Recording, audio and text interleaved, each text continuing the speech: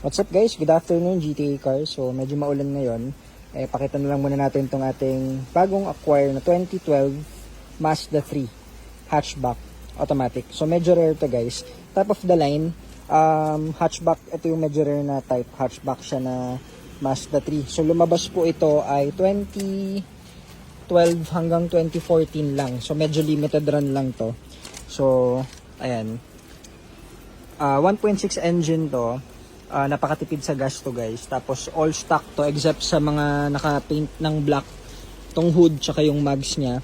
Itong mga headlight papaputiin naman natin yan. Tapos syempre yung ating 3-step detail. Fast brake unit po pala ito, pero ito is first owned. Sa tropa natin nabili guys. So dalawang orig na susi, flip key, keyless entry. Tapos yan may sunroof dahil top of the line. And ayun, pogi ng mga mags niya. Bago na rin yung mga tires niya. Original mileage nasa 72 lang. 72-73, parang ganun siya.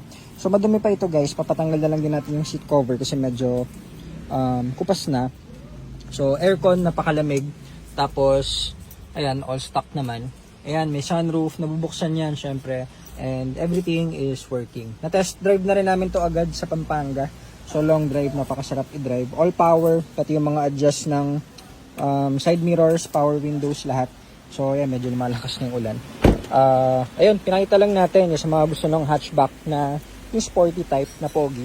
So sa mga hindi familiar dito, mas malaki po ito kaysa dito sa Fiesta natin. Mas malaki siya ng konti. So Mazda 3 kasi yan. Mas malaki siya sa Mazda 2.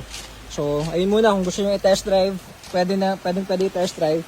Punta lang kayo dito sa shop at ayun na nga, lumalakas na yung ulan. So, test drive nyo lang dito guys. Color red to orange.